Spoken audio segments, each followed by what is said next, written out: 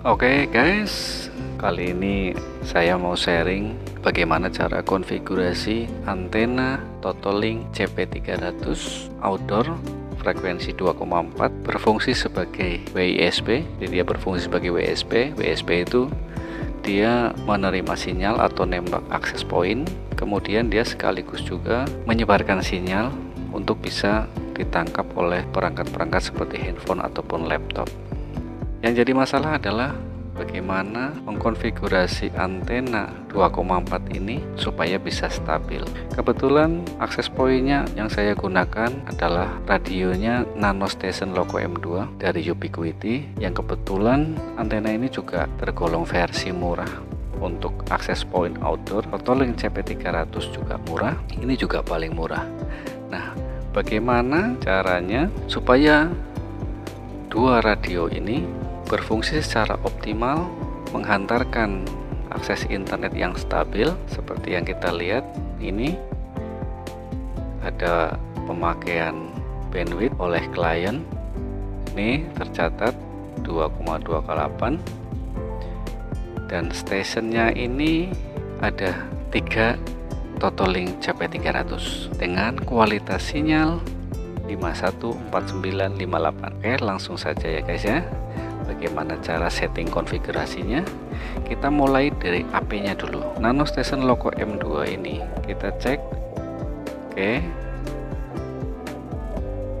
Kekuatan output powernya itu hanya 23 dB. Nah, kita setting channel width-nya di 20, frekuensinya 2417. Nah, untuk frekuensi ini nanti disesuaikan dengan kondisi lingkungan atau wilayah teman-teman. Terserah nanti yang cocokkan dari 1 sampai 13 itu yang cocok yang mana. Kemudian yang paling penting adalah di sini. Nah, ini antena nggak bisa setting karena ini sudah built-in ya. Ini bukan antena tambahan, jadi nggak bisa ditambahkan. Oke, kembali yang penting ini. Saya mengunci maksimal TX rate-nya itu adalah di MCS2 gitu, kisaran 21.19,5 sampai atau per 21,7 Mbps. Kenapa kan tidak saya setting yang lebih besar? Sebenarnya antena ini bawaan pabriknya itu adalah ini MCS 15 di posisi maksimal gitu. Dia bisa sampai 150 Mbps, teorinya seperti itu.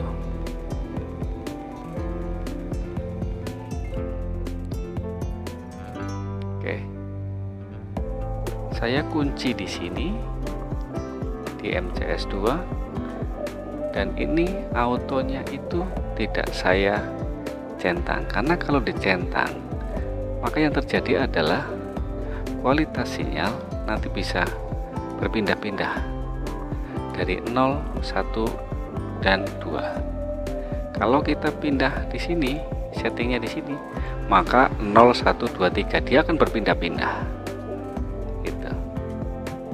Nah, apa pengaruhnya ketika sebuah sinyal itu berpindah-pindah? Jadi ini adalah sebuah mesin otomatis. Setiap dia berpindah-pindah ini, maka secara otomatis prosesornya itu akan mengkondisikan. Nah, ibaratnya kalau sering dia pindah-pindah, salah satunya kinerja antenanya pun semacam jadi tambah repot lah gitu. Tapi kalau misalnya kita fixin begini, maka dia akan hanya menerima sinyal yang bisa di kondisi MCS2. Jika dia tidak bisa, maka dia tidak akan bisa masuk gitu. Jadi nanti antena teman-teman bisa dites dulu apakah bisa sampai ke kondisi ini. Misalnya kita auto dulu sampai sini juga boleh gitu. nanti di kualitas di stationnya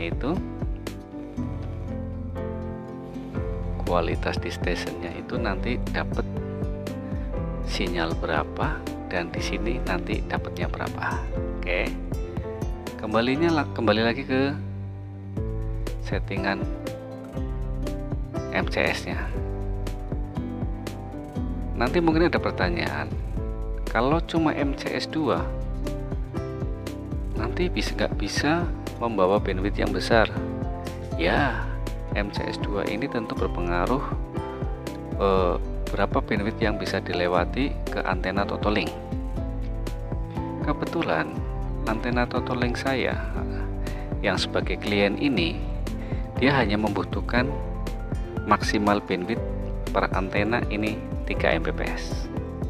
Jadi totalnya itu 9 Mbps. Nah, ini masing-masing 3 Mbps. Jadi tentu cukup di kisaran 19 sampai 21 Mbps. Kalau misalnya butuhnya lebih besar lagi, nanti teman-teman sesuaikan saja, tentu dengan pertimbangan jarak dan kualitas sinyal yang seperti sudah saya tampilkan. Untuk di advance tidak ada settingan yang ibaratnya aneh-aneh. Jadi untuk jarak juga saya auto, ini juga bawaan pabrik semua.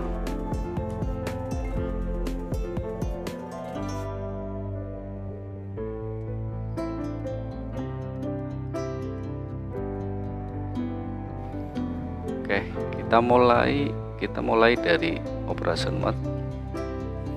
Jadi antena radio ini kita fungsikan sebagai WISP ya. Kemudian kita next. Nah, ini settingan one.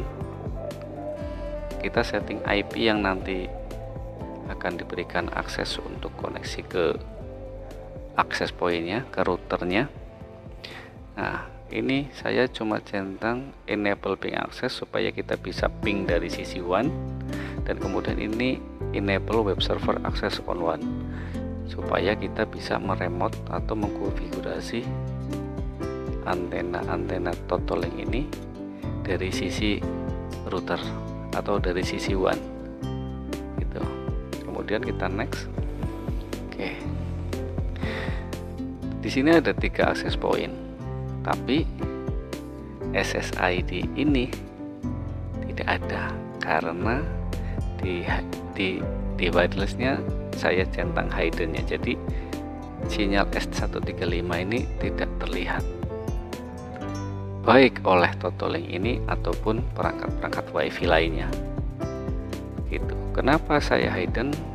Supaya saya menjamin bahwa hanya klien mana saja yang boleh terhubung ke perangkat access point. Kemudian kalau tidak terlihat, kita langsung ketikkan aja S135, kemudian kita next. Nah, ini di sisi LAN sebenarnya, cuma LAN via WiFi. Nanti sinyal inilah yang akan terlihat oleh perangkat-perangkat seperti handphone ataupun laptop. Nah, setelah ini diisi, passwordnya diisi, tinggal kita klik finish. Begitu. Kemudian Totolink ini akan merestart atau rebooting. Setelah rebooting, kita lihat status sinyalnya sudah dapat, maka tinggal masuk ke menu wireless. Menu wireless kemudian masuk ke menu advance. Lagi-lagi inilah yang paling penting adalah kita mainnya di data rate-nya, karena kebutuhannya hanya 3 Mbps dan saya butuh antena saya stabil, maka saya setting hanya di MCS 1 begitu. Jadi ini saja. Channel width tentu disesuaikan karena AP nya di 20 MHz, maka ini juga di 20 MHz. Kalau channel number dia nanti akan secara otomatis nampil di sini di channel 2 seperti yang ini. Jadi nanti nggak perlu diisi secara manual. Nah, gitu. Ini saja. Nanti tinggal dicocokkan dengan settingan totaling teman-teman semua. Begitu. Di tempat lain atau di menu-menu lainnya saya tidak setting ya, itu tidak mempengaruhi kualitas sinyal yang yang sekarang sedang saya bagikan.